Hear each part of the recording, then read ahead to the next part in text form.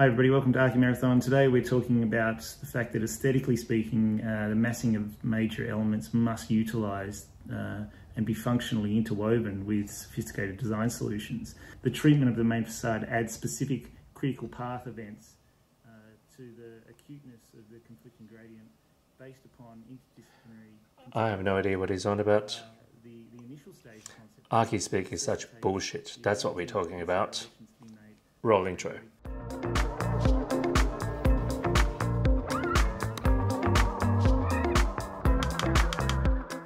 This came about when people asked us to do an episode on when you graduate, what's next? And I think both of us came to the conclusion that there's a fundamental skill that is not taught at university and we had to learn almost from scratch to a certain degree, is communication. And I think it dawned on me only recently that everything we do as architects is communication. And that's from letter writing to dealing with clients, to negotiation skills, to convincing councils. Obviously, you know, the drawings are communication. I think you said that we don't build anything, we communicate the intention of what we're trying to do. And even design itself, like if it sits in your brain, it doesn't exist. It has to be communicated onto pieces of paper or computer, whatever. It has to come out, it has to be drawn out. And therefore also to communicate back to yourself. It's all communication. Ergo, concordantly, vis-a-vis, you know what? I have no idea what the hell I'm saying. I just thought it would make me sound cool. You haven't answered my question. I'm feeling a little vulnerable right now, so you just need to chill out. Can you do that? I'd appreciate that. Thank you. You get to do nothing unless you can communicate well, because as you said, we don't actually build anything, we communicate, and we need to be able to do that effectively. And it's really interesting when you look at architects and you see ones that can communicate well and then ones that can't, and how well, especially I think this current generation, ones that are communicating very well, very clearly, seem to be getting a hell of a lot of work. And I can't help but think of big. And the angles. Yeah, it's a word that we use a lot in the office, be didactic. So instead of just lumping a huge amount of complex information on people, especially the layperson, you know, the everyday person, actually break it down didactically. Treat it like maths. 1 + 1 = 2. That doesn't mean you're oversimplifying it. That means you're being generous in the way that you're communicating. You're actively trying to engage with the audience to make sure they clearly understand your building. And that's a really generous thing to do instead of hiding behind esoteric language. And I think big is a really great example of that. And we've been to some big buildings. Like when you go and visit them, they're not actually that good. They're interesting, but I think what is remarkable, I think they're important. But what's really interesting about big is their method of communication, their ability to be incredibly didactic and generous in communication. And charisma, the ability to have people believe in you, yeah? Great point. It's not just a communication, there's a certain confidence in the way that he presents as well, that clients just go, oh yeah, he knows what he's on about. Yeah. It's not just the information itself, not the factual information, there's something beyond that which goes to your limbic brain that is an emotional response that people pick up and understand. Because that's where decision making is actually in the limbic brain, is actually not the factual information that is about decision making. Yeah.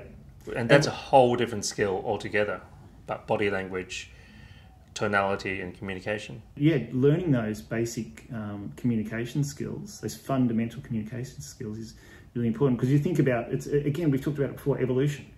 We've evolved to be social creatures. Our ability to socialize is one of our strongest survival mechanisms. So we react to the way people hold themselves, the way they use eye contact. You know, we have an emotional reaction to that. And if you want somebody to engage you to build a multi-million-dollar building, you need to engage with them. And I'm afraid we're learning very bad habits. Where are you two? Me and they have many hunter. Me all together. You hunt together. Did they many men? Yeah, if you're unable to convey and convince a jury or your client, then it's not going to get built. The other thing that we've talked about with students a lot as well is it's not until you draw it clearly and communicate it clearly that you really reveal the nature of your genius idea.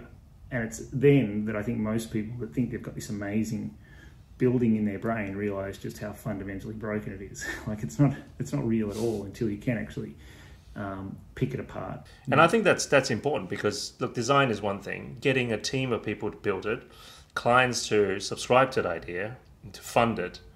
And engaging with consultants so they engage with the idea, they understand what's important. So engineers, making sure that engineers understand where you want lightness, where you want heaviness, what you want the structure to do. Working with tradies and builders. You know, if you can actually get emotional buy-in, you know, somebody's turning up, you know, selling their daylight hours for money, and they're out on site, and you talk to them like a wanker, or you actually show them like the potential of this building, you will get incredible buy-in from trades and builders who go, yeah, I do this every day and I really love this particular job because I understand what it's about. And so again, it's not only about convincing people to undertake the idea, it's also about getting people to execute it properly. It's almost like at university, it's almost to perpetuate this idea of, oh, engineers don't know what they're doing, builders don't know what they're doing. You're exactly right, and this comes back to this idea of separating architects from master builders back in the day. The idea of having a hierarchy and the architect being on top of that. So therefore, yeah, at schools you're told, oh, you've got to you know, come in really hard on builders, or you've got to, you know, practically design the structure for the engineers. It's teaching students that you're at the top of the food chain and you're the most important and you're the genius that nobody will understand, and all of that, you know, perpetuating that bullshit that actually means that people act like idiots and they don't communicate properly. We now see that architects are not at the top of the food chain. They're actually marginalised. They're just used for a brand and then left out of most of the decision making. And I think it is because of that attitude that's been perpetuated. Instead of actually being a team player and trying to share this idea of this vision, by communicating it clearly to everybody involved, regardless of what you think of their status.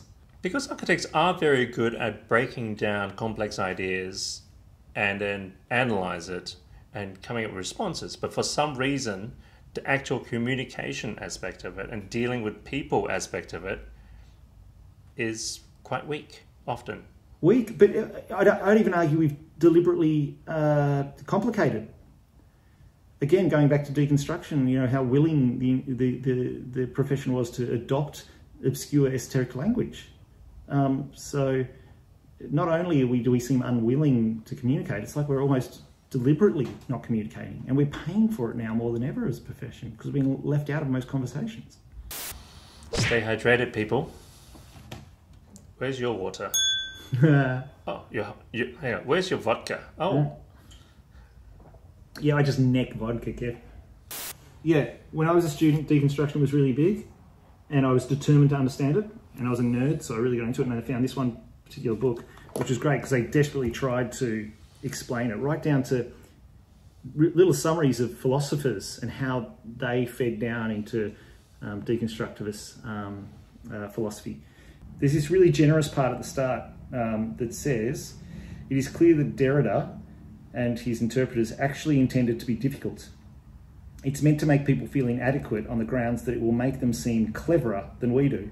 It doesn't, of course. There's nothing easier for a specialist in any field than to blind those outside with the complexities of his or her subject. But, as we shall see, it's fundamental to Derrida's extraordinary view of the world.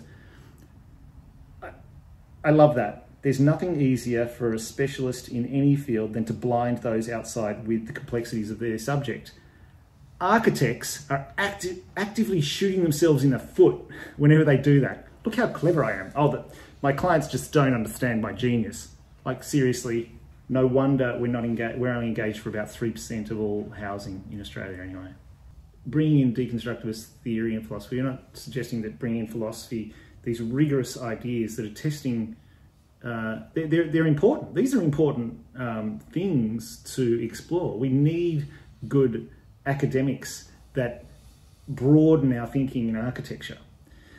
We're not dismissing that, like it's really important, but I think it's like we've talked about before with science. You can deal with very complex ideas, but over, for well over a decade, science has really concentrated on science communication.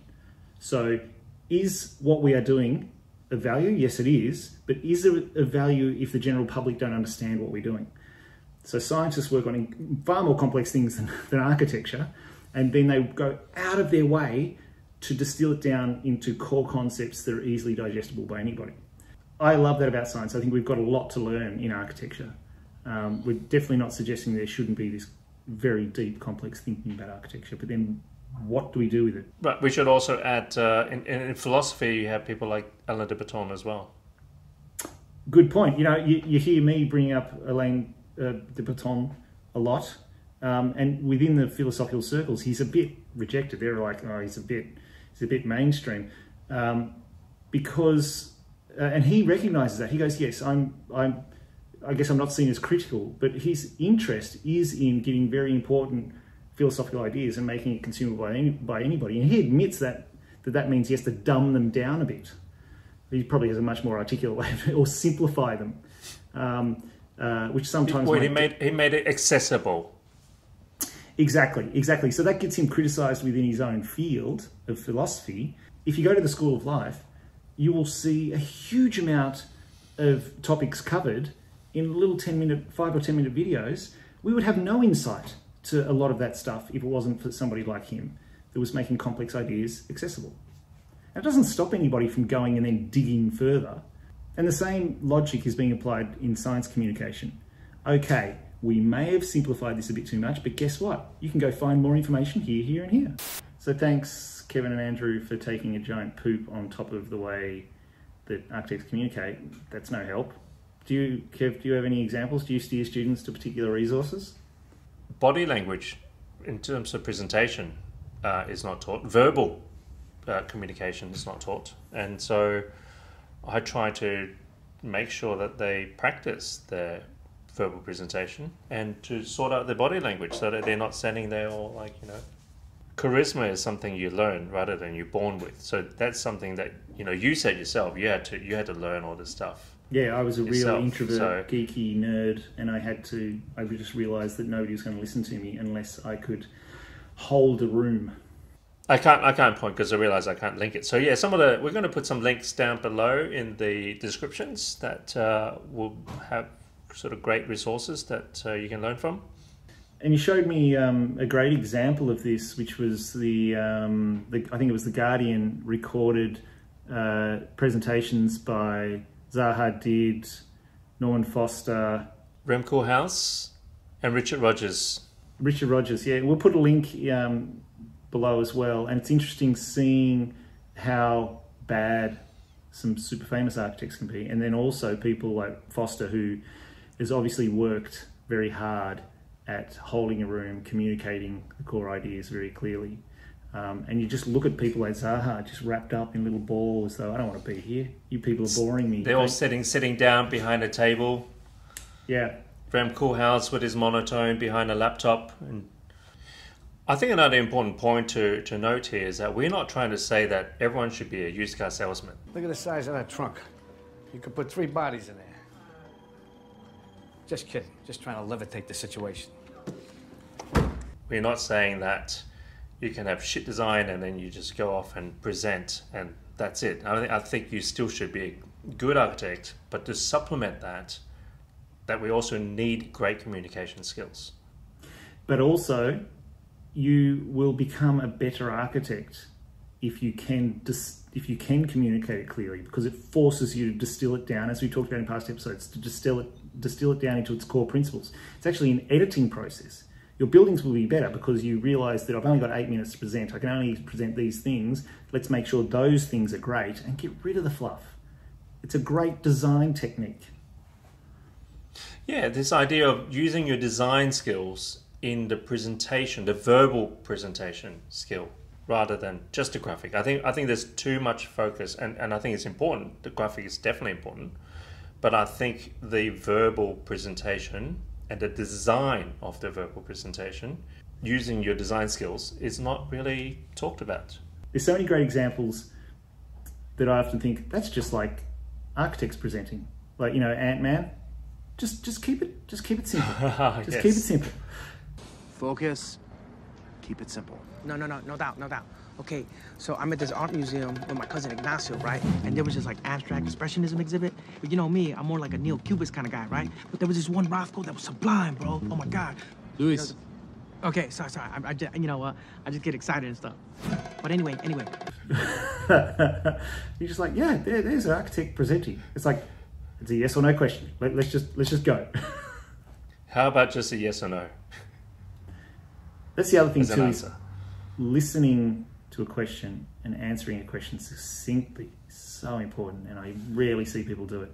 I think what happens is, I think we're taught this at university, a question is an attack, because so often it is. Yeah. So often a lecturer or a tutor is sitting there going, tell me about this, and it's got all agenda under it. So you get used to being attacked, so then you waffle on to try and dodge and weave around the issue. It's so good. You think it's an attack. Well, people then start to... again, it's evolution. Fear is the biggest thing that drives us. So if something hurts, you try to avoid it again. So every time you get a question, you think, this is an attack, so I'm going to hide from it. Too important, too valuable, and too precious to be controlled by fear. Hello, my name is Jim Cunningham, and welcome to Controlling Fear. Thank you, Jim Cunningham. Thank you, Jim Cunningham. So now let us begin lifeline exercise number 1. Andrew, sometimes I just doubt your commitment to sparkle motion. Oh, I mean, Archimarathon. Sparkle hands. Sometimes I doubt your commitment to sparkle motion. We've noticed that when I start wrapping up the video, numbers of viewers just drops off. So there's like this big chunk of people that doesn't quite get to the end. So to make sure that doesn't happen, goodbye!